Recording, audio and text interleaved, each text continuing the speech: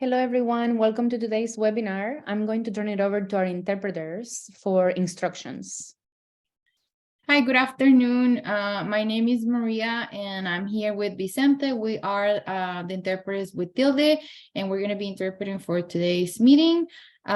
We have simultaneous interpretation because this is a bilingual space, so people may be speaking Spanish and English. If you are on a computer, please find an icon that looks like a globe at the bottom of your screen where it says interpretation. Please press that globe and then choose English. If you are not fully bilingual in Spanish and English, we invite you to follow these steps, because if someone speaks in Spanish, you're not going to understand. But if you choose to use the interpretation channel, you will hear the interpreter telling you what the person is saying. If you are on a cell phone or tablet, you're not going to find the globe at the bottom of your screen. So find the three little dots at the bottom right corner of your cell phones or tablets where it says more, and then you will see a menu. You can go up and down that menu with your finger until you find the option language interpretation, and then choose English and make sure to hit done to save your preferences. If you're going to be presenting tonight, please speak slowly and clearly for the interpretation. If you're not speaking, make sure you're muted. I'm gonna repeat these exact same instructions, but in Spanish now. Buenas tardes, mi nombre es María Sigorni y voy a ser una de las intérpretes junto con Vicente. Somos intérpretes de Tilde. Y este es un espacio bilingüe, entonces van a hablarse de los dos idiomas. Para accesar la interpretación, por favor, si están en una computadora, busquen un globo en la parte de abajo de sus pantallas donde dice Interpretation. Presionen ese globo y escojan español. Si están en una tableta o en un celular, no van a encontrar ese globo, sino que busquen los 3 puntos en la esquina inferior derecha de su pantalla donde dice More o más, y se va a desplegar un menú. Pueden subir o bajar en ese menú con sus dedos hasta que encuentren la opción Language Interpretation o interpretación de idiomas, y luego presionen donde dice finalizado o done para que se guarden sus preferencias. Si van a estar presentando el día de hoy o hablando, por favor hablar despacio y claro para la interpretación. Si no están hablando, por favor asegurarse de que estén en silencio con el micrófono en rojo. Muchas gracias. Thank you. Hi, everyone. This is Hola a Heidi. todos. Habla Heidi Notario. Soy vicepresidente de Cambios Sistémicos del Centro Nacional de Recursos para la Violencia Doméstica.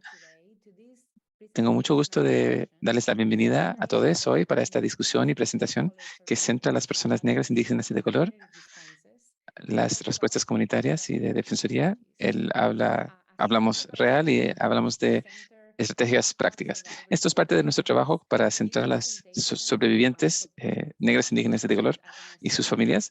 Este compromiso de nuestro MRDCB, vamos a escuchar de un extraordinario grupo de investigadores y presentadores para que hablen no solo de los hallazgos de los estudios, sino de las aplicaciones prácticas de estos hallazgos en estas organizaciones para apoyar a los sobrevivientes y los defensores de color. Y hoy está con nosotros Jill Davis, de Greater Hartford Legal Aid, quien va a moderar la conversación de hoy. Es una amiga de hace mucho tiempo de NRCDV. Lisa Goodman, de Boston College, Kelly Coyne, de Safe Horizon, y Lisa O'Connor, también de Safe Horizon. Voy a entonces tomar un poco de tiempo para hablarles de las características de accesibilidad. Esta es parte de nuestro compromiso de accesibilidad y para el desarrollo de espacios multilingües, en un esfuerzo por crear y apoyar esos espacios multilingües y accesibles. Vamos a utilizar la función del chat.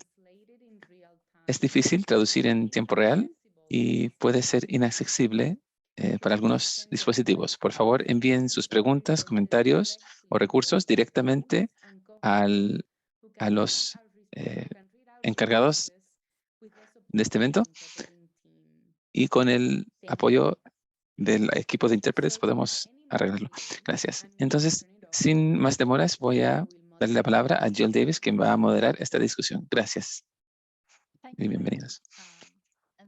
Gracias, Heidi, y gracias a NRDC por todo su liderazgo y apoyo para estas discusiones muy importantes. Hola a todas las personas que se han unido a nosotros. Quiero darles la bienvenida a lo que se va a ser una increíble oportunidad de aprender y pensar sobre nuestra defensoría con sobrevivientes negros, indígenas y de color. Demasiadas veces, las opciones disponibles para los sobrevivientes y nuestras estrategias que utilizamos principalmente no son los que necesitan los sobrevivientes de violencia, ni lo que necesitan. Esto puede ser particularmente cierto para los sobrevivientes negros, indígenas y de color, que sufren los daños del racismo sistémico y el sexismo, incluyendo vivir en la pobreza y en tasas desproporcionadamente altas.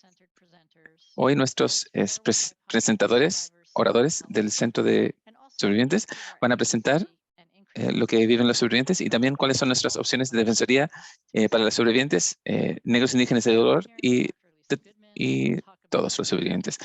Primero vamos a escuchar de la doctora Lisa Goodman, que va a hablar de las estrategias que utilicen los sobrevivientes que están en peligro. La investigación nos da importante información y nos permite identificar brechas, vacíos en nuestras prácticas.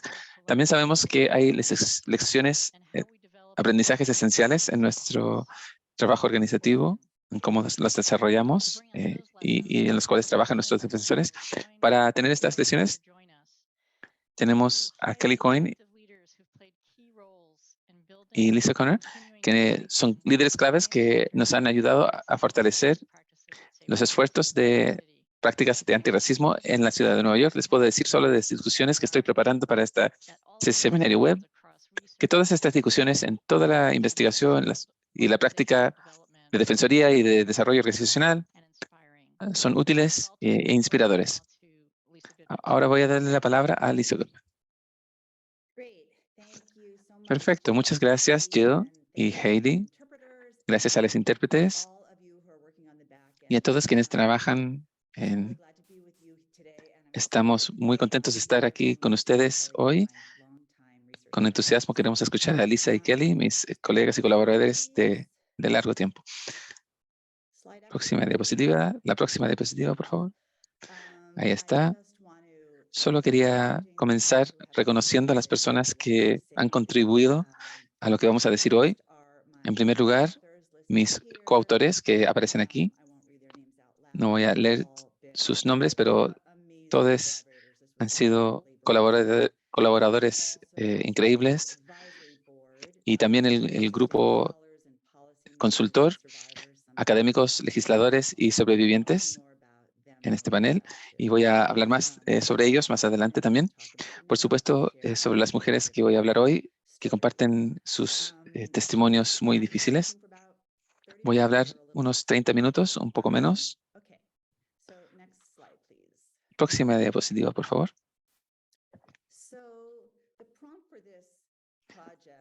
La pregunta inicial de este proyecto, en el tiempo en que fueron asesinados George Floyd y Breonna Taylor y muchos otros durante el año 2020, fue esta conversación expansiva a nivel nacional sobre los daños que surgen en la intersección de la raza y de la vigilancia policial y la acción policial, y la necesidad de soluciones más basadas en la comunidad. Pero también en la violencia doméstica, en el sector de la violencia doméstica, también hemos tenido unas importantes reflexiones, especialmente sobre la participación o las conexiones con el sistema legal. Entonces, se sugería no solamente llamar al 911 en caso de emergencia.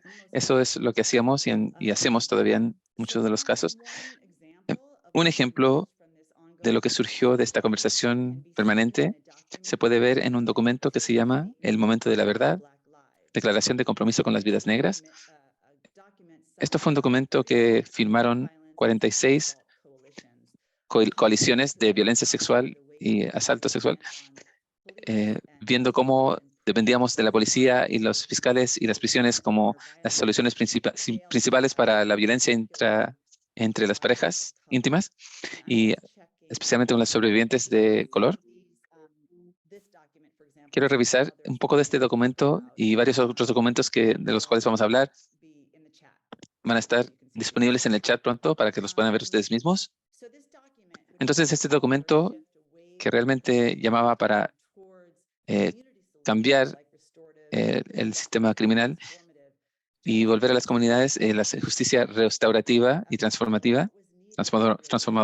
Esto nos hacía pensar en qué necesitábamos para hacerlo, para lograrlo. Y una de las cosas que surgió es que nos hacía falta datos más sistemáticos de los sobrevivientes mismas, especialmente cuando estaban en peligro significativamente y elegían no llamar para ayuda. ¿Qué estaban haciendo? Y cómo podíamos utilizar la sabiduría de las sobrevivientes mismas para desarrollar alternativas. Entonces, eso fue la base de este estudio. Próxima diapositiva, por favor. Más específicamente, nuestro estudio cuestionó, las preguntas de nuestro estudio fueron: ¿a quién buscan las sobrevivientes cuando están en peligro, aparte de la policía? Y en segundo lugar, ¿qué factores en nivel individual, interpersonal y contextual influencian los objetivos y las decisiones de los sobrevivientes en estos momentos? Próxima diapositiva, por favor. Entonces, 3 ideas enmarcaban nuestro enfoque para este estudio. En primer lugar, queríamos obtener las perspectivas de las sobrevivientes mismas, destacar sus experiencias y recomendaciones, y en particular, asegurar una fuerte representación de sobrevivientes de color, dada su centralidad en las discusiones sobre las alternativas a la policía. Y para hacerlo, nos asociamos con programas comunitarios en todo el país. Les voy a decir dónde en un par de minutos. En segundo lugar, queríamos los conocimientos de varios actores principales que participaron en el estudio. Lo hicimos de 2 maneras. En primer lugar, tuvimos un grupo focal con un gran grupo de defensores de color en uno de nuestros programas colaboradores, Stay Horizon, de donde vienen nuestros próximos presentadores. Y este grupo grande de defensores nos ayudó a enmarcar las preguntas apropiadas para preguntar, y van a escucharlas en un par de minutos. También formamos este grupo consultor y, como mencioné anteriormente, vi sus opiniones periódicamente, especialmente cuando estábamos en la fase de interpretación. Y finalmente, el enfoque relacional y ecológico, buscando comprender a fondo no solo qué es lo que hicieron las participantes, sino por qué lo hicieron. Y particularmente nos interesaba las percepciones de sí mismas, sus relaciones y sus contextos sociales. Próxima diapo, por favor. Entonces, trabajamos con muchas comunidades, muchos colaboradores diferentes a nivel de la comunidad de Carolina del Norte, Kentucky, Massachusetts, Nueva York. Para reclutar a las participantes, les pedimos a los defensores en estos estados y en sus programas que enviaran flyers, volantes a las sobrevivientes, y las sobrevivientes se comunicaban con nosotros a través del correo electrónico o el teléfono. En total, entrevistamos a 25 sobrevivientes y voy a dejar que ustedes vean su información o sus características demográficas. Vamos a decir que la mayoría, pero no todas, se identificaban como negras o afroamericanas. Todas hablaban inglés y habían nacido en Estados Unidos. La mitad estaba empleada, la edad promedio de 36 años, casi todas tenían hijos y 20 habían pasado tiempos en refugios. No vimos grandes diferencias entre estos grupos.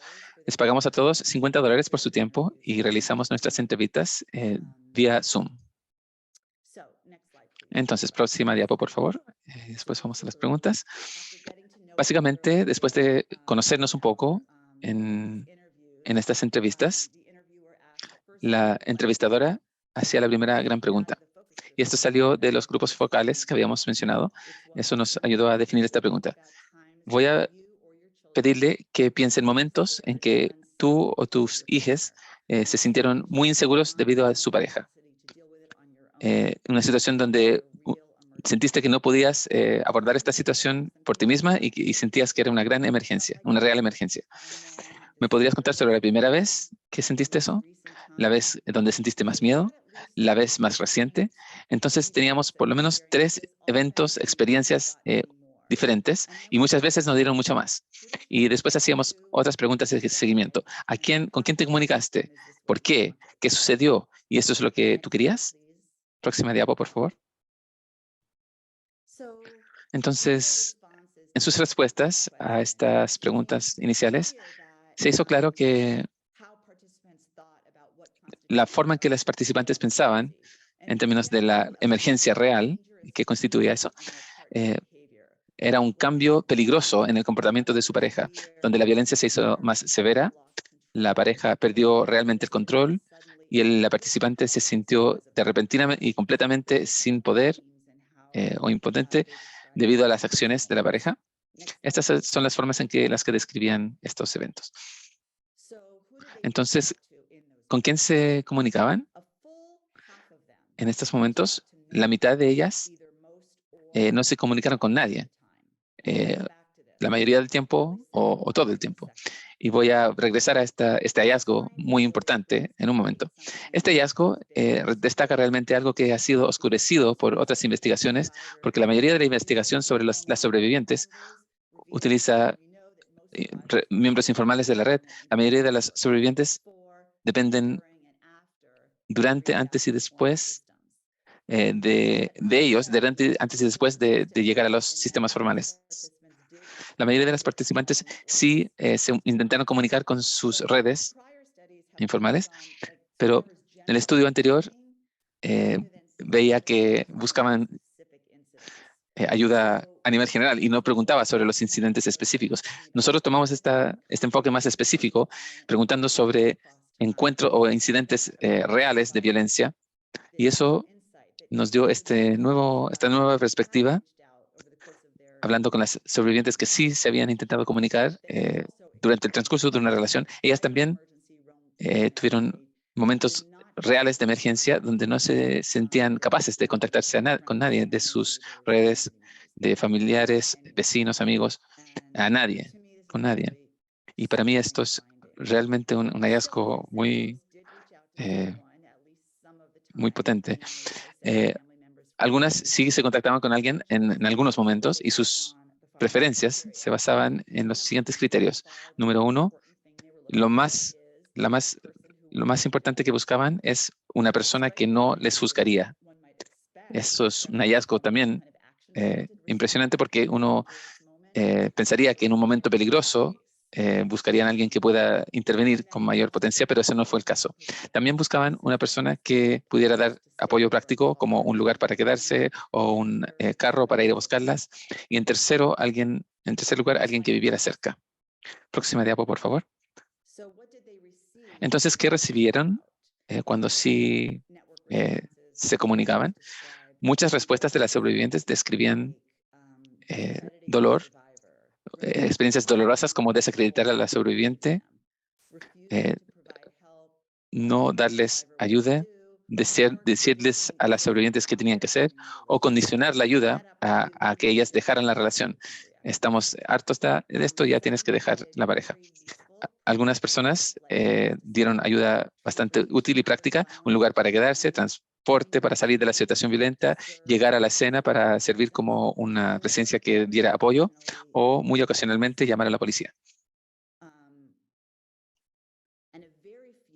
Y muy pocas personas pudieron dar el tipo de ayuda que las participantes buscaban, como lo principal que buscaban, que es escuchar de forma empática y sin juicios.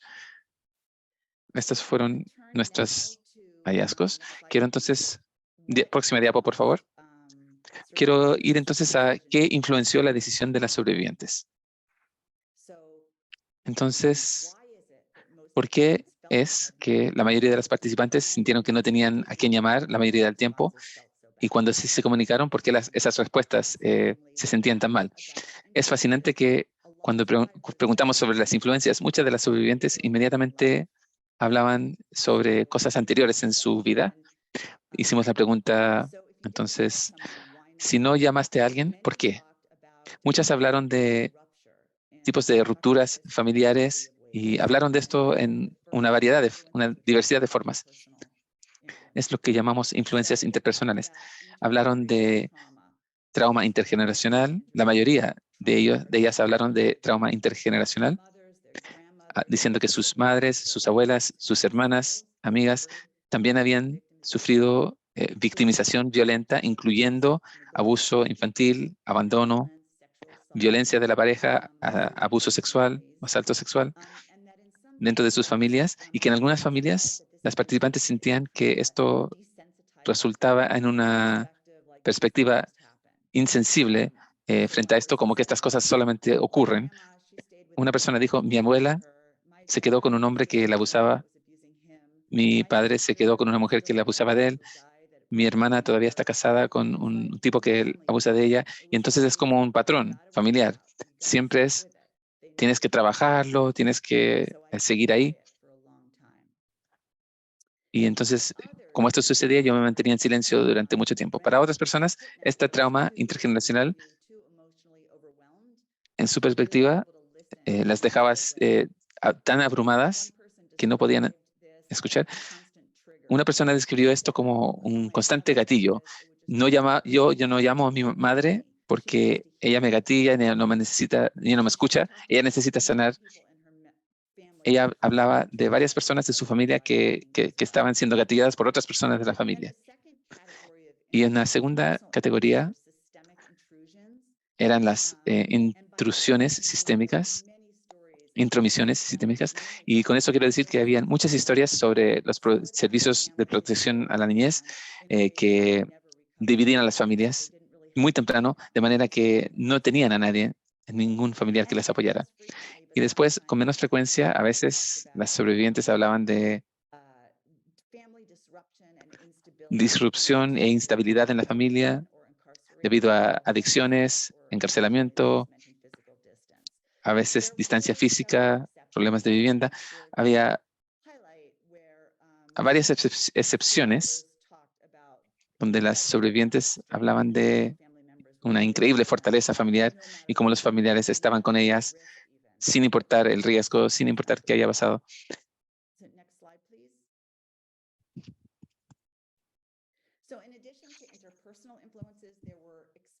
Y en adición a las relaciones interpersonales, habían redes de mensajes que le dieron forma a la toma de decisiones.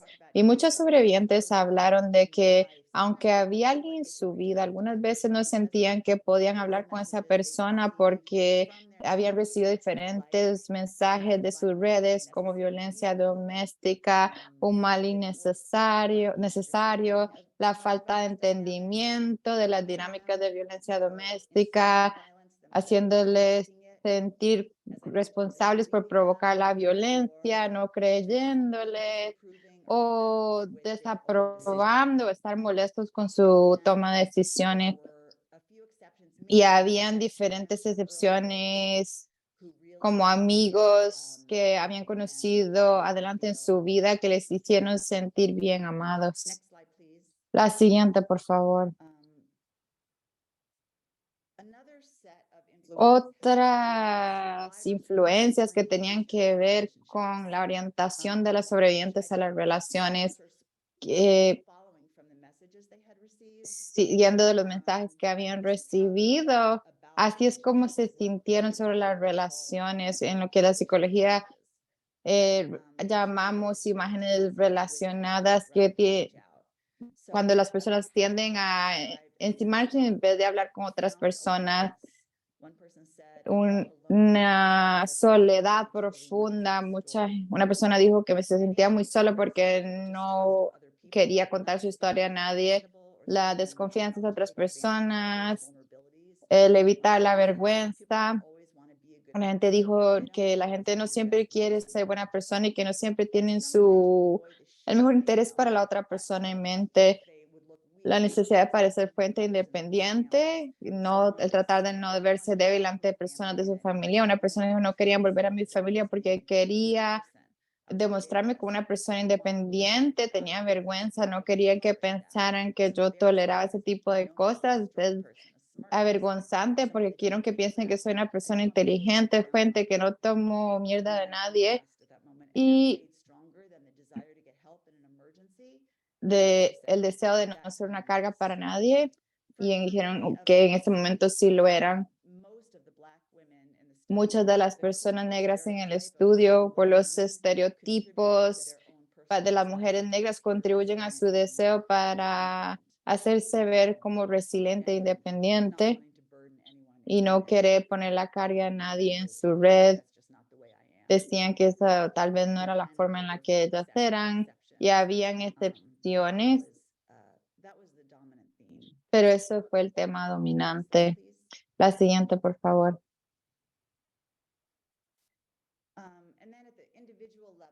Y también a nivel individual, removiendo el contexto individual, muchos sobrevivientes no hablaron con nadie porque pensaron que no importaba, que no eran importantes para nadie sus miembros de la red, que nadie las estaba viendo, incluyendo los miembros de la red, y que no eran queridos, con algunas excepciones. La siguiente. Viendo en la parte de arriba, creo que lo que trato de enseñarles es que había este grupo de imágenes o temas en las entrevistas que hicimos cuando la mayoría de los sobrevivientes escribieron un ciclo de trauma intergeneracional y intrusión sistémica apoyado con sistemas negativos y con su propia perspectiva en relaciones, las imágenes de las relaciones negativas, yendo a un sentido de no importarle a nadie. En el momento peligroso, cuando los sobrevivientes estaban aterradas, pudieron manejarlo en sí mismas, sintieron que no tenían a dónde ir. Y esto reforzó este patrón de no tener a nadie. Entonces, ahora quiero en la siguiente diapositiva ver qué era lo que querían. Y en cara a todo esto, les preguntamos a los participantes qué deseaban en este momento, qué necesitaban. Y creo que en su mayoría muchos dijeron que no sabían cosas como, ¿cómo podría saberlo? Yo en ese momento sentían que estaban teniendo una experiencia que se estaban saliendo de su cuerpo, no podrían pensar y quería contarles esta cita, que esto es lo que mejor se me ocurre. Como que yo era una bebé, me caí, me quebré la cabeza y estaba caminando con mi cabeza abierta y estaba sentada ahí caminando con una cabeza abierta y sin darme cuenta qué estaba pasando porque no la puedo ver. Sé que duele, pero si no se me cuida, voy a morir y no sé cómo ir a alguien y decirle, mira, mi cabeza está quebrada. No podría decirle a la gente que necesitaba el cuidado, pero simplemente también no me importaba a mí misma. Y en ese momento de peligro no podía ver qué es lo que estaba pasando. Les pregunté y dijeron que sí, que inclusive en ese momento. Y al mismo tiempo, muchos pudieron ver claramente lo que necesitaban. Y algunos dijeron, necesitaba ayuda para calmarme. La mayoría, pero no todas las personas que estaban haciendo daño eran hombres, necesitaban ayuda para calmarse, alguien que me recogiera, alguien que me llevara a un lugar a salvo para quedarme 1 o 2 días. Y más comúnmente hablaron sobre el respiro psicológico a través de alguien escuchándole sin juzgarle y con empatía.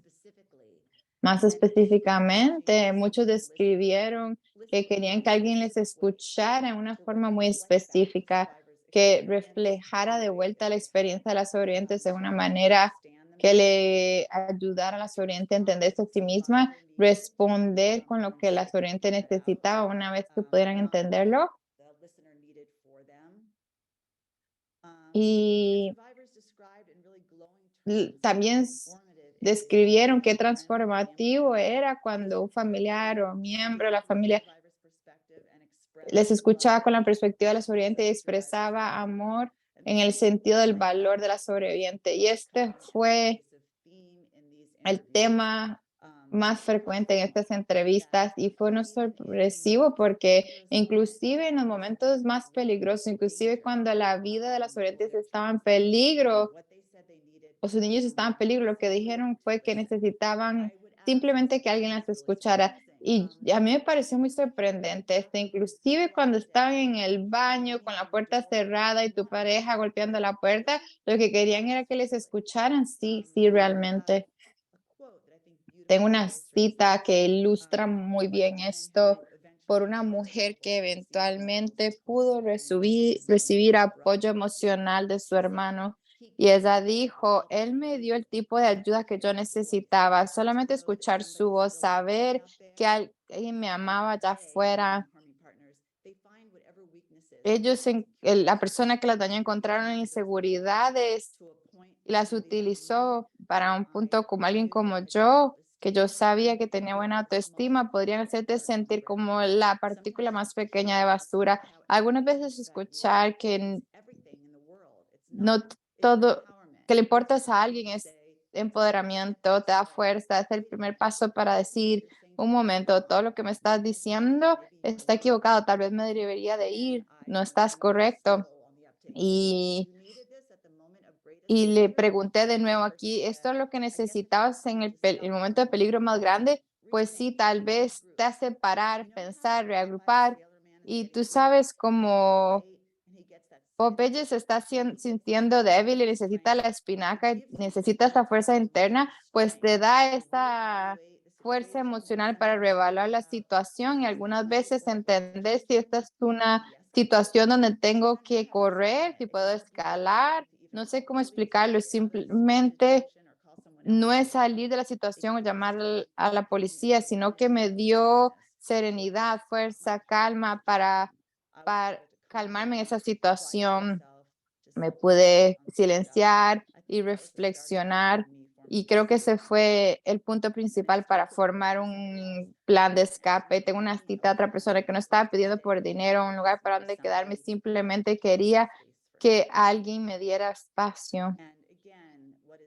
Y de nuevo, lo que es crucial es que para muchas participantes este tipo de apoyo no estaba disponible, por lo menos para la percepción de las sobrevivientes, sin ninguna persona consistente para escucharles. Y esto es de preocupación. Y en esa nota quiero dar las recomendaciones que las sobrevivientes necesitaban de nosotros. Y esa es la siguiente. Y las recomendaciones incluían lo que se definían prácticas en diferentes áreas claves. Primero, las sobrevivientes nos dijeron que querían que trabajáramos con redes informales para incrementar la capacidad para escuchar y entender las necesidades de las sobrevivientes y ver cómo podemos responder en momentos peligrosos. Esto puede venir en talleres o grupos o oportunidades para diálogo entre sobrevivientes y sus miembros de la red, como padres de madre e hija sobreviviente y otros miembros, parejas, como sesiones de ayuda. También un sistema de amistad donde empiecen a desarrollar confianza mutua para que puedan estar ahí para la otra en momentos de crisis. Y también hay un programa buenísimo que hace ese tipo de cosas como Bay Area Transformative Justice Collective con Mia Mingus, quien hace un mapeo de grupos y buscan personas para apoyar personas que han pasado por este tipo de situaciones, sobrevivientes o personas que han hecho daño, y también tiene un mapeo donde las personas puedan pensar quién puede estar en el grupo y en quién pueden confiar en momentos de peligro. Otra iniciativa que se entrelaza con esta recomendación es el Chat Project, que es en inglés Collective Healing Transformation. Es un proyecto de sanación y transformación en California, que es un proyecto de justicia restaurativa que reside en la comunidad de ayuda a los sobrevivientes, aliados y las personas que causaron el daño para unirse en círculos para diálogo de cara a cara. Y para la gente de abogacía, la llamada de las sobrevivientes fue hacer más escucha atenta, y para hacer eso, cuando haya la urgencia de la persona de abogacía para actuar, el escuchar es más fuerte. Y lo que los sobrevivientes querían era una oportunidad para hacer las cosas despacio, poder pensar en alguien, inclusive momentos peligrosos, y querían que esa persona fuera un miembro familiar que les entendiera, una persona de abogacía quien quien pudiera escucharles. Y yo sé que escuchar a alguien no es tan simple como suena. Y para eso se lo voy a pasar a Kelly y Lisa específicamente en cómo podemos hacer este trabajo tomando un alcance antirracista. Muchas gracias, Lisa. Gracias por toda esa información y por resaltar las lecciones de las sobrevivientes y por escuchar sus voces. En este webinar queremos que esté manejado por la realidad de las sobrevivientes. Hay tantas cosas de las que podemos hablar, pero queríamos tomar los problemas que ellos resaltaron. Nos vamos a enfocar en dos cosas. Primero, escuchar sin juzgar y la comunidad como recurso para las sobrevivientes. Kelly, ¿podrías empezarnos dando el alcance para Safe Horizons y para las sobrevivientes bajo el lente de la antiopresión? Sí, muchas gracias y gracias por eso, Lisa Goodman, sobre tu investigación. Y quería empezar dejándoles saber sobre Safe Horizon y centrándoles sobre de dónde vienen estas prácticas. Safe Horizon tiene casi 40 años. Y lo empezamos como un programa piloto, trabajando en las cortes y durante los años, trabajando con organizaciones sin fines de lucro que sirven a los neoyorquinos, especialmente los que han sido impactados por crimen y violencia. Y trabajamos en los 5 distritos de la ciudad y proveemos sanación y apoyo para las personas que están experimentando un gran rango de cosas como violencia interpersonal, comunal, abuso, violencia interpareja y otros. Y creo que es importante darles ese contexto porque teníamos una gran diversidad de personas en la ciudad de Nueva York, incluyendo edad, género, cultura, religión. ¿Y por qué traemos esto a la discusión? Es porque entendemos qué tan complejo y único todas las circunstancias son que traen a Safe Horizon y cuáles son las opciones para poder mantener a las personas seguras. En nuestro trabajo se ha estado desarrollando en los últimos 40 años basado en la experiencia de nuestros clientes y la gente de abogacía que nos ha ayudado en el camino.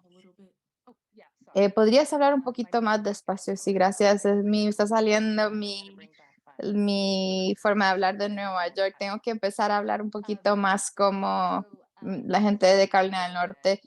Y déjenme hablarles sobre las prácticas y cómo escuchamos a los clientes en Safe Horizon. Tenemos una práctica a las que nos referimos como clientes.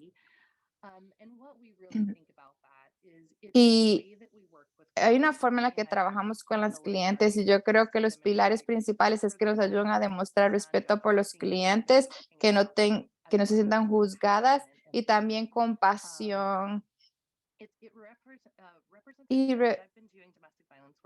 hemos estado lidiando con violencia doméstica por 22 años, lo he estado haciendo yo y me acuerdo cuando estaba abogando de joven y si no le daba a los clientes lo que necesitaba, tenía que moverme con diferentes proveedores de servicio para ayudar a la gente de abogacía a ver que la sobreviviente es la experta en su propia seguridad y que necesitábamos parar y escucharles. Y entonces nos centró en la investigación que habíamos hecho y las prácticas de nuestro trabajo de abogacía. Entonces son los pilares y vamos a hablar de ellos de nuevo.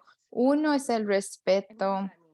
¿Y qué significa eso? No solamente respetar al humano que está al frente de nosotros en la interacción, pero era importante también el respeto para las decisiones que tenían que tomar para poder hablar con nosotros, tratar de respetar sus vivencias, sus escogencias y entendiendo que no había forma correcta de ser sobreviviente. Muchos de nosotros tenemos que tomar muchas decisiones, tomar decisiones para sobrevivir y el camino a la sanación se ve diferente para todo el mundo. Y cuando estamos haciendo una orientación con personal hoy, escuchándoles, algo que me conmovió fue que creemos a los clientes y creemos que cuentan el reporte de su seguridad correctamente. Y creo que en mi experiencia, muchos de nosotros decimos que creemos que los clientes son expertos en sus propias vidas hasta que los clientes empiezan a tomar decisiones con las que no estamos de acuerdo o cuando nos preocupamos por su seguridad y empezamos a centrarnos de nuevo pensando que conocemos mejor las cosas. Y otro pilar es la compasión. Hemos escuchado a los sobrevivientes entendiendo que el trauma y la violencia, el crimen y la depresión sistemática tiene un impacto en nuestros clientes y entonces tratamos de asegurarnos que nuestras interacciones con nosotros, que no estamos retraumatizando a la persona cuando necesita ayuda. Y la cosa que me hace más sentido y que es más obvia y definitivamente una de las más difíciles es el no juzgar. Pasaremos más tiempo hablando de eso, pero significa que no hay juicio sobre experiencias, las opciones que tomaron para estar seguras, sus prioridades sobre la seguridad. Tal vez estaremos preocupadas sobre esta parte de su experiencia y las orientes está así. Bueno, pero estas son mis prioridades. Y entonces el tener este tipo de prejuicio ahí. Y luego lo último, escuchar sin prejuicio. Es importante para la toma de decisiones. Creemos que nuestro trabajo es escuchar a nuestro cliente y decirles lo que quieren saber basado en lo que nos están pidiendo. Y esto es lo que sabemos sobre este pro, con, si, qué es lo que quieres hacer ahora. Y yo creo que así es como podemos responder esa pregunta, Jill. Creo que estas cosas se sintieron clave para empezar a trabajar con clientes y entendiendo cómo podemos desarrollar confianza y respeto antes de que podamos empezar a trabajar con ellas. Sí, claro que sí, Lisa. ¿Querías agregar algo más en este punto?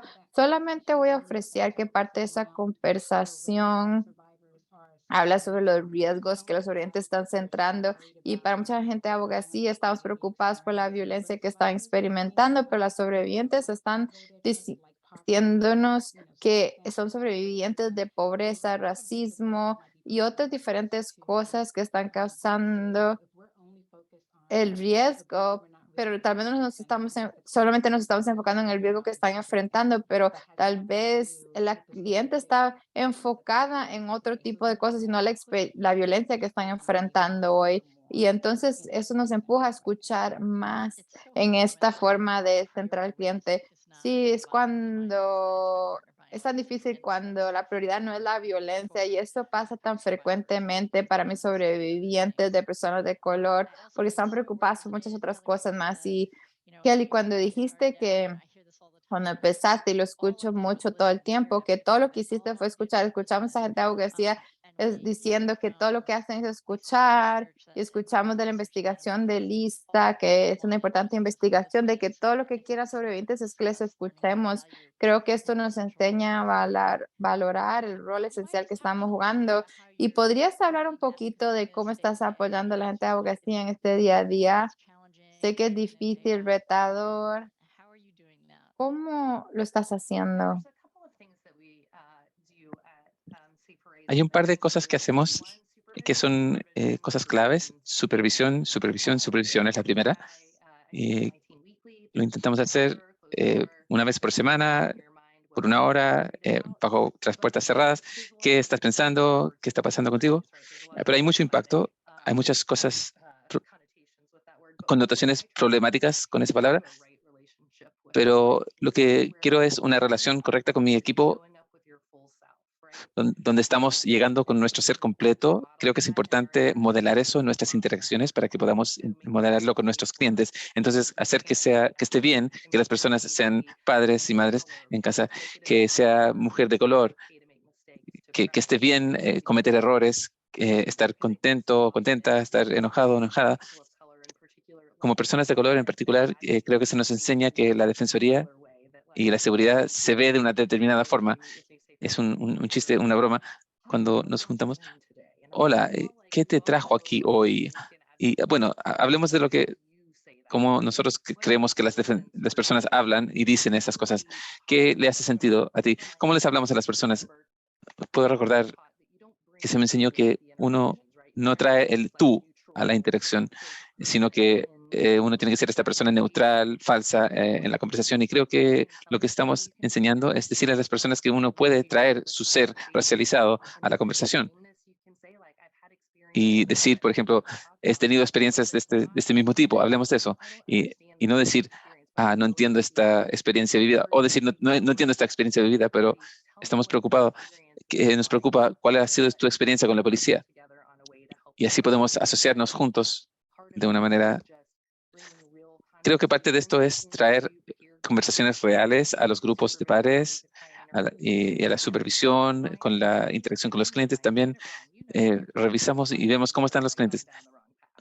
No les decimos que han ido por el camino equivocado. Realmente hablamos con nuestro personal sobre cómo decir, esperen, parece ser que nos descarrilamos un poco. He dicho algo que no funciona. Dime qué ha sucedido y seguimos adelante. Una de las cosas que hacemos es que no estábamos escuchando a los clientes y tenemos planes de seguridad muy hermosos que no tienen nada que ver con su vida real. Suena bien, pero no lo vamos a seguir. En el papel tenemos prácticas seguras, pero en la práctica no está funcionando. Entonces, intentamos ayudar a los defensores a saber que está bien que hablemos de lo real, de lo verdadero con los clientes y decir que nos preocupa esto. Para darle un ejemplo muy práctico, cuando comencé con Horizon hace 10 años, más o menos, tenía un cliente con el cual trabajaba y era candidata perfecta para la protección, pareja, iba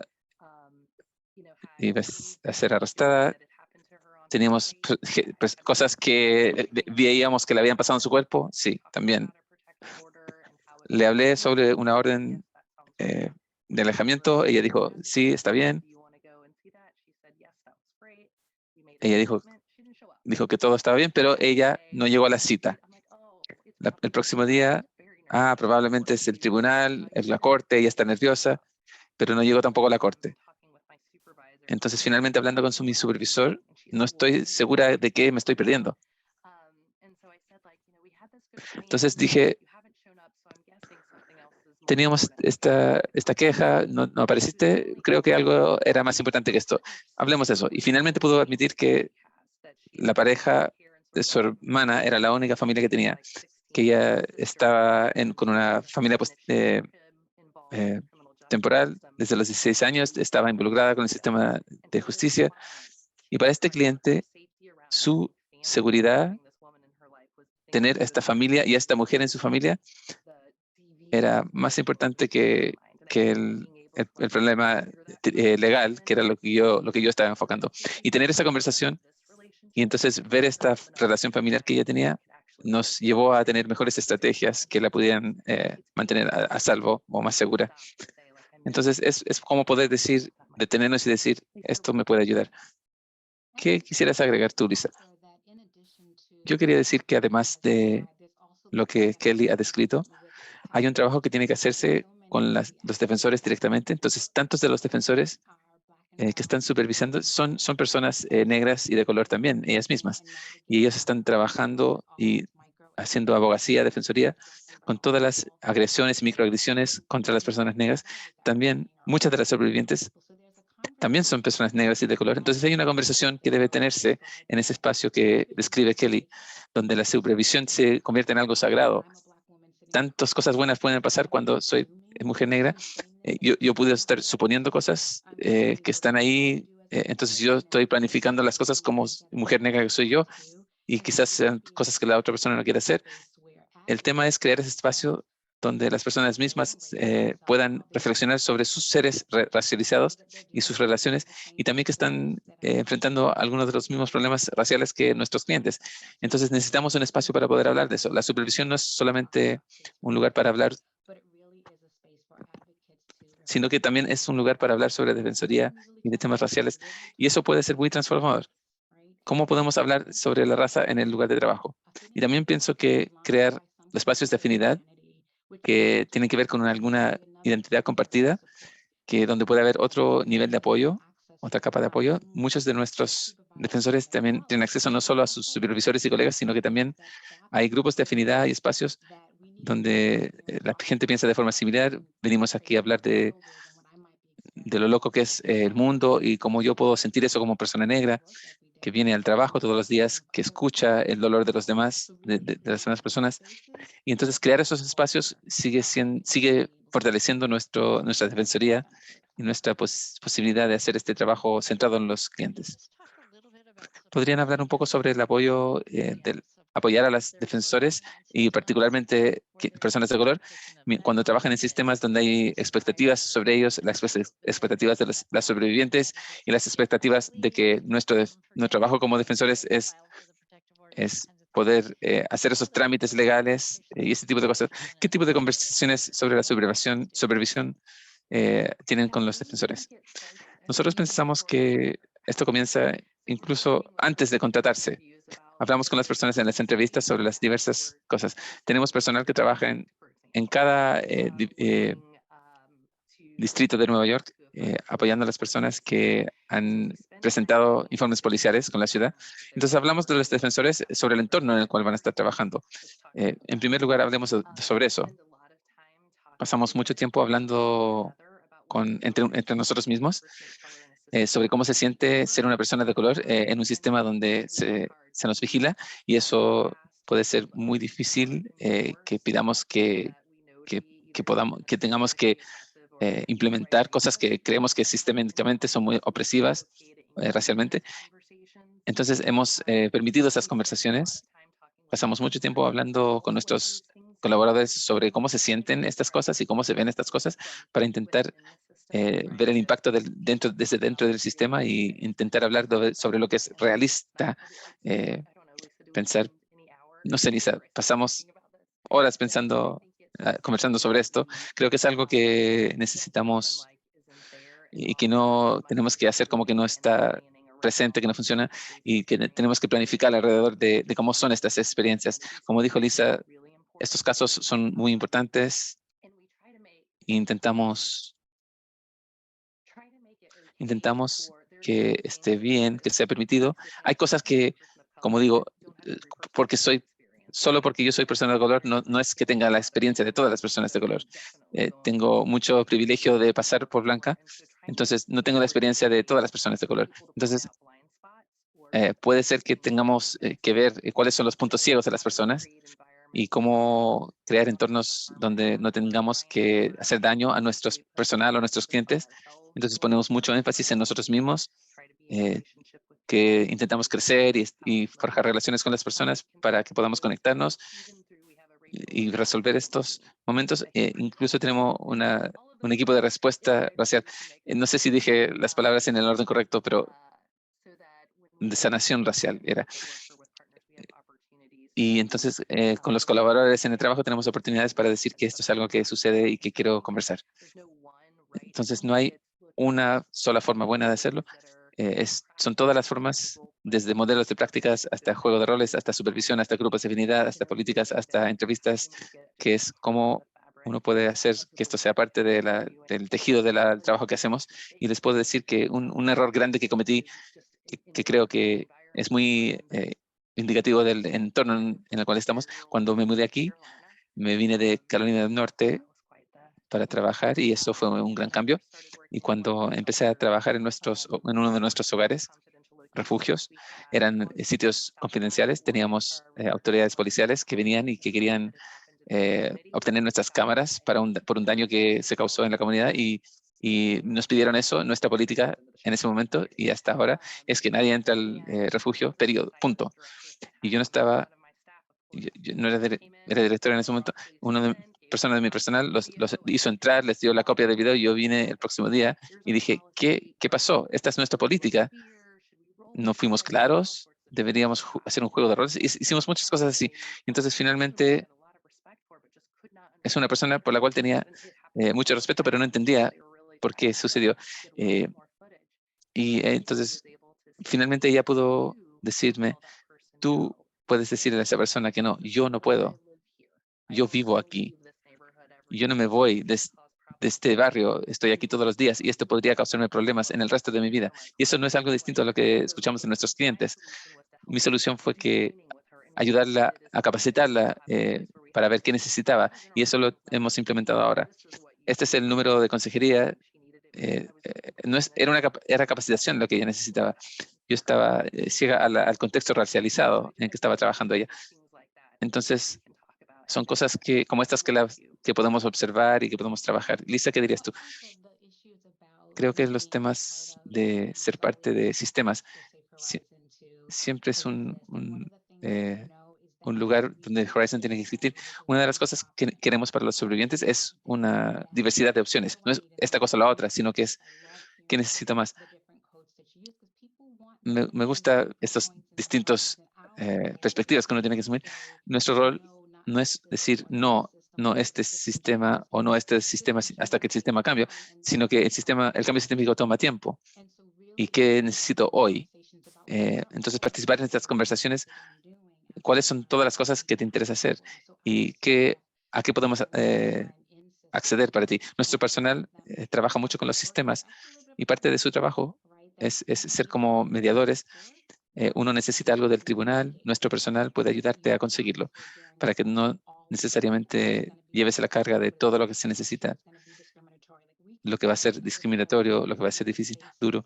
Nosotros podemos ofrecer ayuda en esos espacios y creo que el tema es cómo podemos hacer ese trabajo con los sobrevivientes. Y hay veces en que uno está en la comunidad y no hay ningún sistema disponible y sin embargo estamos haciendo apoyo comunitario para los sobrevivientes. Y creo que entonces cuando hablamos de trabajar con sistemas es reconocer que es hasta que tengamos otra cosa, necesita haber algún nivel de respuesta, porque es lo que hay, es lo que tenemos. Entonces, crear estas opciones para los sobrevivientes es importante. Alguien quizás puede no estar interesado en una orden de protección, pero para otra persona puede sí ser importante. Entonces, no queremos dejar de ofrecer esa opción porque tenemos distintas sensaciones, sentimientos con el sistema. Esa es la cosa más difícil cuando los clientes nos dicen algo y uno dice, pero si fuera yo haría esto. Bueno, pero no eres tú. Tú no sabes qué sacrificios alguien está dispuesto a hacer. Eh, entonces, escúchelos, y porque muchas de las cosas que hacemos provienen del temor, del miedo. Estamos preocupados de los padres, las madres, de sus hijos, de sus hijas, y queremos involucrarnos en todo esto, que son las órdenes de protección y la policía y la comunidad y la vivienda y un empleo. Queremos abrigarlos con estas cosas, pero no es algo que podamos hacer todo el tiempo, pero sí podemos escuchar, sí podemos comprender y sí podemos estar con ellas incluso dentro de los sistemas. Entonces, Lisa, me recordabas incluso con nuestros defensores, pero las personas que han estado con nosotros bastante tiempo, las personas entonces dicen, entonces yo no sé nada si yo soy experto. No se me permite decir o saber algo. ¿Cuándo puedo decirle al sobreviviente o la sobreviviente lo que yo sé? Y no es solo escuchar, punto, sino que es escuchar y hacer preguntas y tener curiosidad y ayudar a la sobreviviente a conseguir a enfrentar la cosa que más temen y lo que piensan que les dará mayor seguridad.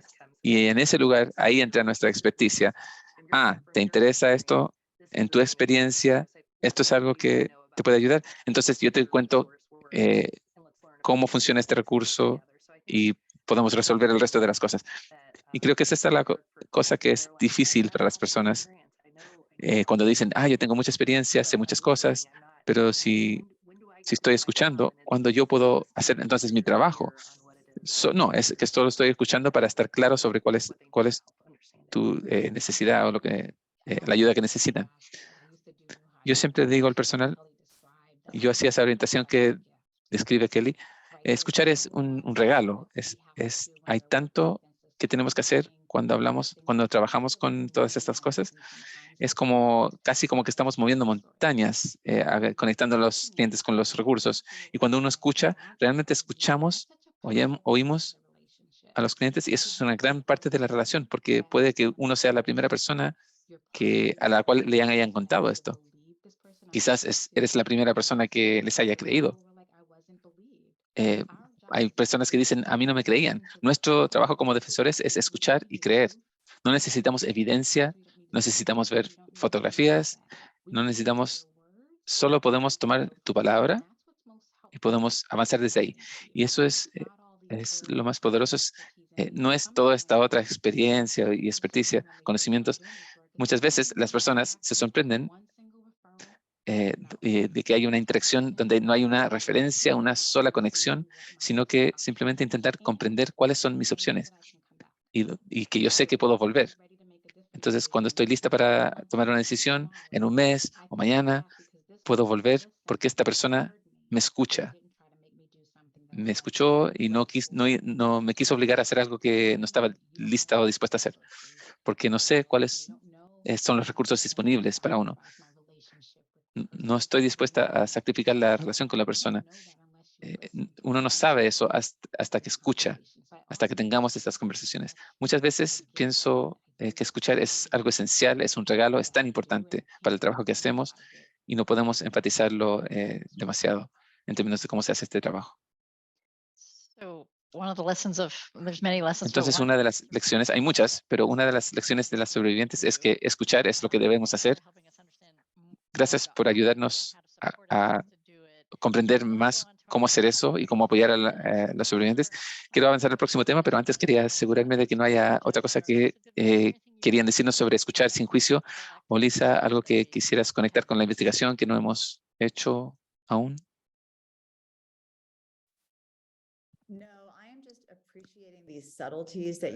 No, yo solo agradezco las sutilezas que ustedes han compartido. Pienso que no podemos compartir toda la riqueza de estas entrevistas, pero estos ejemplos que dieron sobre la hermana de la pareja, ese tema es muy complejo en formas en que los defensores no pueden comprender realmente por qué uno no quisiera llamar a la policía para acusar a una persona que hizo daño o avisarle o decirle a alguien. Entonces, el hecho de compartir esa información con un familiar o un amigo, debido a la cosa que podría hacer la persona que causó el daño, eso solo se puede saber cuando escuchamos y escuchamos en profundidad. Entonces, agradezco mucho eso y el ejemplo de Kelly de escuchar no solamente a las sobrevivientes, sino como supervisores en los programas, también escuchar a los defensores. Es una capa, es un aspecto que no escucho mucho y he hecho muchos grupos focales con defensores en la organización y me sorprende el resultado de cómo ustedes animan a decir la verdad sin dudas sobre cómo podía mejorarse.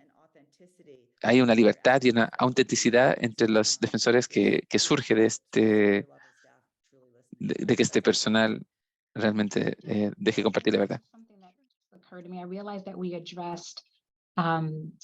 Advocates who are themselves Black and brown folks, but I also want to just Algo put que in se me ocurre es que estamos hablando de gente de abogacía de color, pero también tenemos que hablar sobre la gente de abogacía blanca. Tienen que ser parte de estas conversaciones y esto quiere decir que también tienen que tener un lugar de reflexión y un lugar para la gente de abogacía para que reflejen sobre su propio privilegio y relaciones, donde la gente blanca también pueda ver también sus prejuicios y su fragilidad. Es importante estar en estos espacios para que también hagan estos espacios para la gente blanca y tiene que haber un llamado específico cuando se refiere a nombrar los problemas raciales y nombrar su propio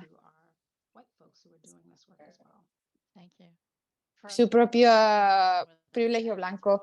Y también para las personas que trabajan en abogacía, pero también escuchando sin prejuicio de tantas cosas que puedo decir en la forma en que tenemos que poder hablar libremente. Muchas gracias por mencionar eso.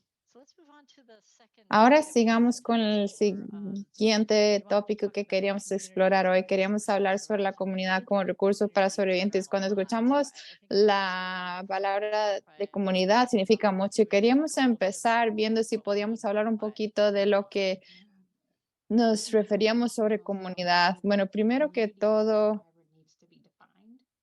tenemos que definir la palabra comunidad para los sobrevivientes y creo que Lisa lo hizo de muchas formas importantes.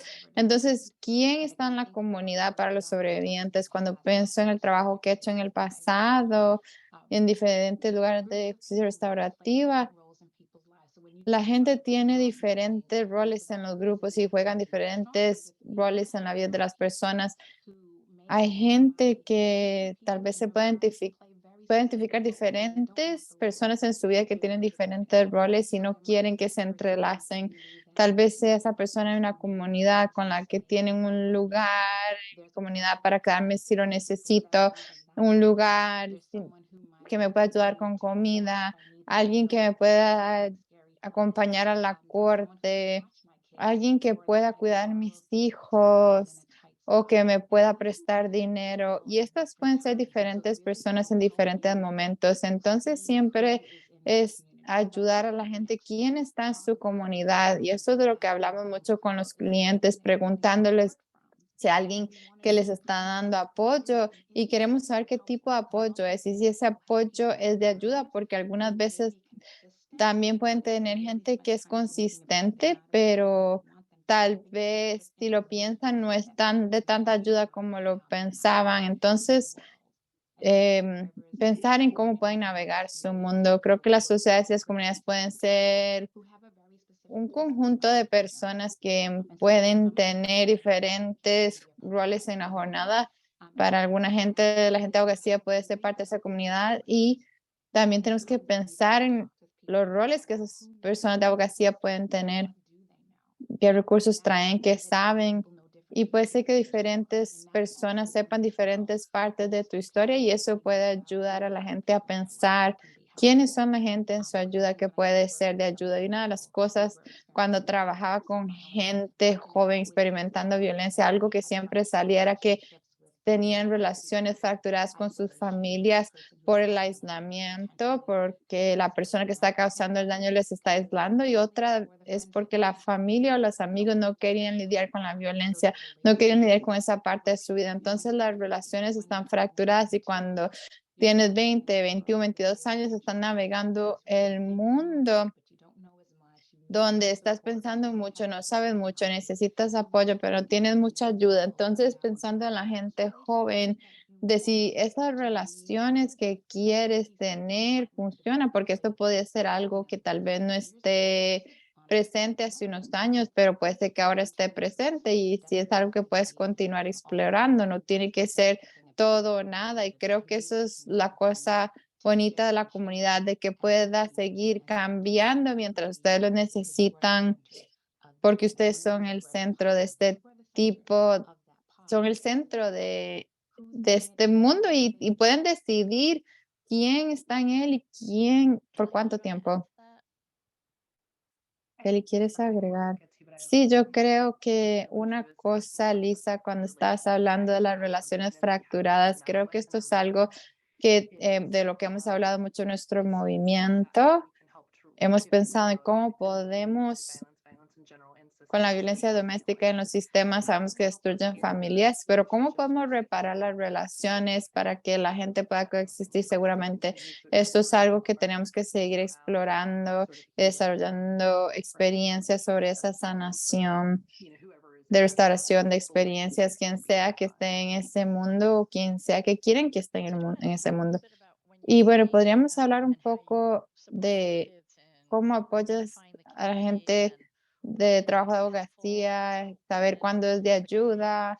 Y también, Lisa, tú empezaste a hablar de esto, pero cuando la comunidad tal vez esté en riesgo, cuando esté lidiando con cosas más difíciles y cómo nosotros podemos ayudar a los sobrevivientes individualmente a manejar esos problemas.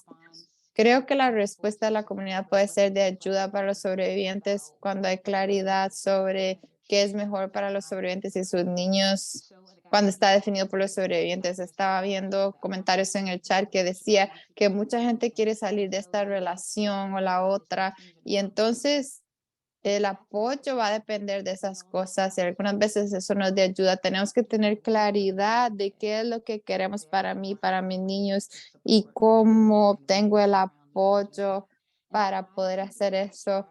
Y entonces las vidas pueden ser más seguras cuando existe esta claridad en los roles en la gente de la comunidad. Una cosa que se me ocurre es que hay diferentes personas que están desarrollando aplicaciones o dispositivos que le permite a la gente contactar a otros en vez de la policía en un momento de peligro, y entonces pasamos tiempo dando retroalimentación sobre esas aplicaciones a los expertos en este campo. Y la idea sobre estas diferentes aplicaciones es que los sobrevivientes tienen acceso a esto, y cuando algo pasa pueden activar esta aplicación y una alerta va a una lista predeterminada de personas. Eso puede funcionar si todo el mundo en esa lista ya ha tenido una conversación real con las sobrevivientes sobre de qué sería de ayuda cuando llegue esa alerta. Tal vez será la persona que es amiga, que quiere que vengan a donde estén, porque la persona que le está causando daño no va a hacer una cena al frente del tuyo, y tal vez la violencia va a terminar porque esa persona puede estar ahí. También puede ser que llamen a otros para asegurarse que los niños estén en un lugar seguro. Tal vez si esa persona llega y lo va a hacer peor, entonces dejarle saber de que no llegue, pero tal vez la persona sea la persona que me va a estar alistando un cuarto, un sillón, y que estará disponible sin pensarlo. Entonces, tener esas conversaciones reales de que cuando lleguen esta alerta, hagas esto, pero definitivamente no hagas esto otro. Creo que es peligroso cuando no estás centrado en eso, porque los sobrevivientes algunas veces quieren que la gente haga diferentes cosas en su vida, y escucha a Lisa diciendo que quieren que tal vez no llamen a la policía o que hagan una cosa o la otra. Eso es claridad, pero si no quieren que la policía llegue y tú eres la persona en mi lista y lo haces, tal vez vas a causar más daño. Entonces hay que tener esas conversaciones de que cuando esa alarma salga en tu teléfono, eso es lo que quiero que hagas. Y nuestras preguntas cuando hablamos con los sobrevivientes es entender quién es la persona, qué tienen que saber. Hay otra gente que quieren que sepa si habrán formas de hablar con la otra persona sobre cómo se vería eso. Entonces, ayudar a la gente a tener conversaciones reales sobre quién es tu comunidad y para qué lo necesitas. Y es tan importante seguir preguntando. Las vidas de las personas cambian, entonces tal vez hoy fue una buena opción para una persona estar en una comunidad, pero tal vez mañana no. Y la otra cosa, cuando hablamos de comunidad y seguridad con nuestros sobrevivientes, hay tantos sobrevivientes o comunidades de sobrevivientes que causan daño, sea por cultura, religión o cualquier otro sistema de creencias. Algunas veces las comunidades han hecho daño, entonces no podemos asumir de que porque pertenecemos a un grupo te van a ser de ayuda. Eso es algo de lo que tenemos que hablar, si esos recursos realmente te están hablando.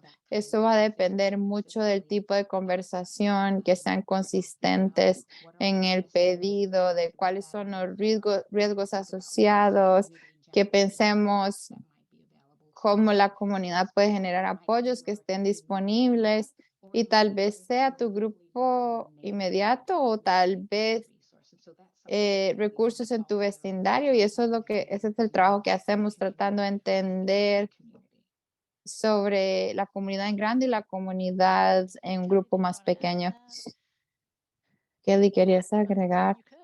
No tienes que, pero te estaba preguntando, gracias. Entonces, hablemos un poquito de...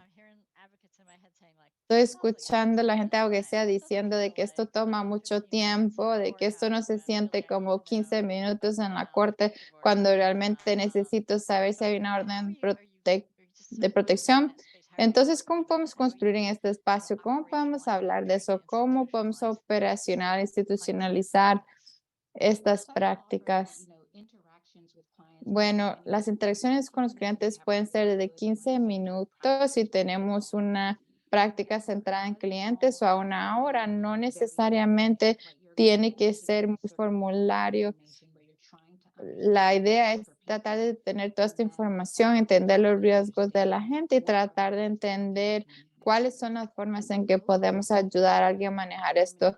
Y estas son las dos partes principales de todas las conversaciones. ¿Cuáles son los riesgos y también ver esa conversación en la comunidad, pero suena que puede ser difícil y que tenemos que tener esta relación, pero en realidad no.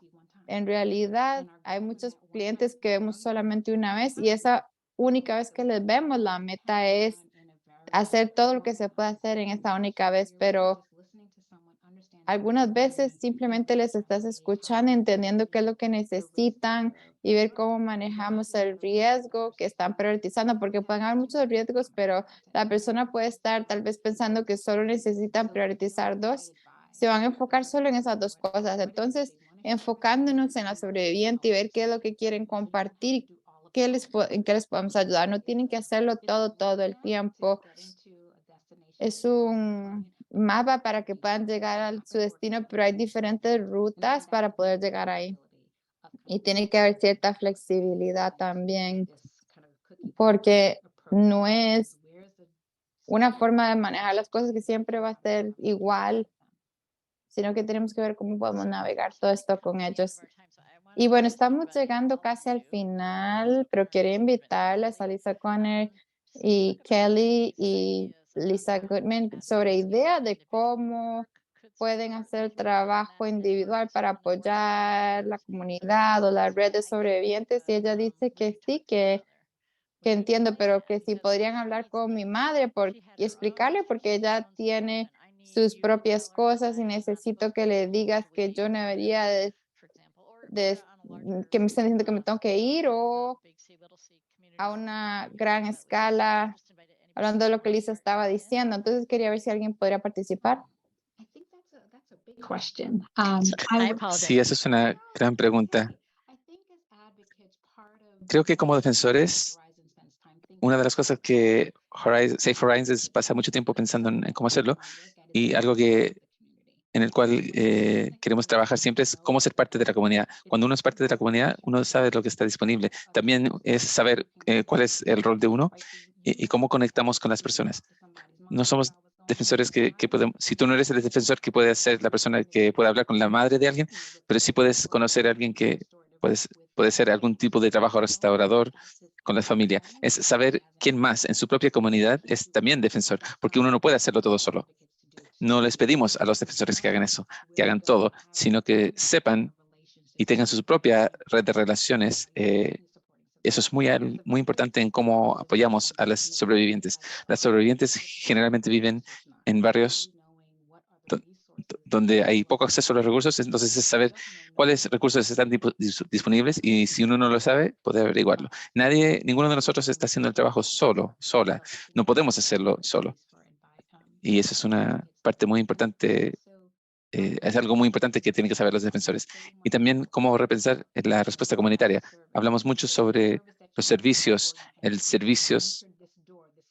si entramos por esta puerta, este servicio vamos a obtener.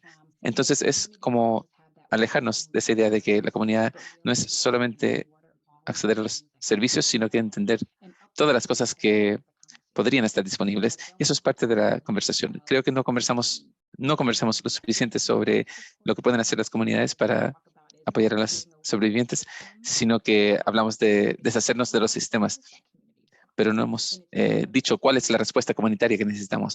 Y en parte la comunidad tiene que estar junta para decir, estas son las cosas que podemos hacer y todos sabemos de qué cosas podemos aprovechar. Ninguna solo proveedor, ninguna agencia, ningún defensor va a hacer eso por sí solo. También pienso que si uno va a la comunidad individual, también no estoy segura de que hagamos esta pregunta lo suficiente sobre qué pasó con la relación con la persona que sea, la persona que te crió, el origen familiar.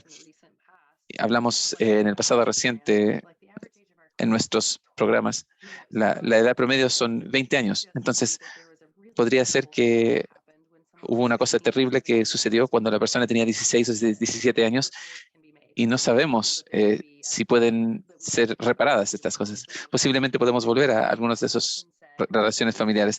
A veces la persona puede decir, si vuelves con esa persona, ya nunca más te voy a hablar, pero cuando yo tenía 17 años creía que eso era verdad, pero entonces comenzamos a entrar en conversaciones de forma liviana o suave. Hemos explorado sus relaciones familiares, hemos ofrecido apoyo para algo de esto. Siento que hay muchas oportunidades ahí. Sé que no soy la única persona que está aquí. Es una red de personas la que necesitamos para que sea exitosa. Desde la persona que recoge a mis hijos hoy y todas estas otras cosas que están pasando. Entonces, si ayudamos a las sobrevivientes a construir redes para que les puedan apoyar, entonces las sobrevivientes van a poder también ser parte de estos sistemas comunitarios y dar algo de vuelta también a los sistemas comunitarios. Yo quería también tocar sobre ese mismo tema, en los hallazgos de la investigación. Quería destacar lo más que pueda lo que nos dijeron una y otra vez las sobrevivientes. Por favor, hablen con mi madre, mi hermana, mi familia, hablen con ellos, porque yo no sé cómo hacerlo o cómo conseguir que ellos me den lo que yo necesito. Entonces, para aprovechar lo que dijiste tú, Kelly, y que tú has hablado con tantas sobrevivientes en tu programa y en otros, solo quiero mi X. Mi X no sabe cómo apoyarme. Y entonces veo que muchas veces nuestros programas no hacen mucho esto. Este es un gran tema que nos están pidiendo nuestras sobrevivientes. Parece que estamos muy cerca del final. Quería solo invitar a cualquiera de los panelistas a dar sus últimas palabras y quería agradecerles por la increíble conversación y por levantar tan claramente las voces de las sobrevivientes en la investigación y en la práctica, y también la forma en que están apoyando el trabajo de las personas que hacen defensoría. Entonces creo que le voy a devolver la palabra a Heidi, y gracias a todos y gracias a todas las personas que estuvieron presentes. Gracias, Jill. Gracias a todas ustedes. Fue extraordinario. Sí tenemos un par de preguntas. No sé si podremos abordarlas todas, pero voy a darle la palabra a Brittany o Marlena para que podamos revisar estas preguntas para ustedes.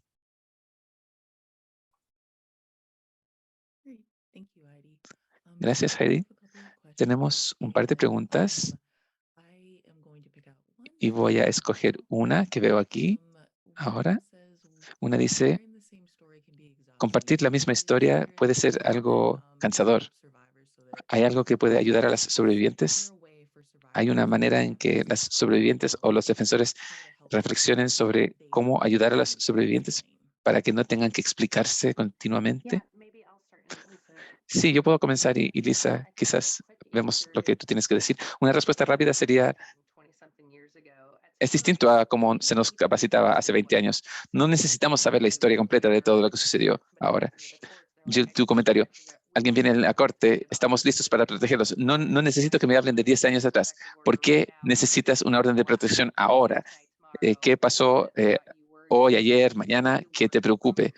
Y nosotros trabajamos desde ese momento, desde ese lugar, para proteger a las personas. Hay este hábito de como que tenemos que tener 20 años de historia. Y puede haber un momento en que eso sea importante o relevante, pero muchas veces a veces me da vergüenza cuando nos juntamos con nuestras autoridades electas para conseguir recursos financieros. Dejen de hacerles cursos de economía. A veces simplemente necesitan pantalones las personas. Pero creo que esto es relevante para contestar esta pregunta. Escuchemos lo que nos están preguntando y indaguemos sobre qué es lo que hay después de esta respuesta. Y entonces vamos desde ahí. No necesitamos saber todo necesariamente en un pequeño plazo de tiempo. No sé qué querías agregar tú, Luis. Creo que es absolutamente correcto. Ellos comparten lo que nos dicen. Y muchas veces nosotros decimos, tenías una elección, una decisión, y decidiste venir a nosotros hoy. ¿Qué está detrás de esa decisión? Y nos enfocamos en el aquí y en el ahora, en términos de qué es lo que están hablando. Tú puedes decidir lo que quieres compartir. En contraste con como Kelly describió, qué fue el contexto, qué pasó de 10 años. No necesitamos saber todo eso al principio. Quizás sea relevante más tarde, pero al comienzo es simplemente qué te preocupa hoy, qué hizo que levantaras el teléfono o ingresaras a este edificio o llamaras a este programa. ¿por qué tomaste esa decisión hoy? Creo que una cosa que yo agregaría, hemos capacitado a los sobrevivientes y personas de color y personas de bajo estatus económico. Ellos no tienen que probar que valen la pena y valen nuestro tiempo y nuestro esfuerzo. Les decimos, tú no tienes que cargar con todo, a menos que sea importante para ti. Eso es una forma en la que hemos capacitado a las personas, donde las personas tienen que sacarse todas las heridas como para demostrar que valen nuestro apoyo, que merecen nuestro apoyo. Decimos, no, esta es tu confidencialidad y tú no me debes nada a mí, aparte de lo que tú quieras compartir. Y les repetimos eso a las personas para que no sientan que hacerlo para considerar que merecen nuestra ayuda, nuestro apoyo.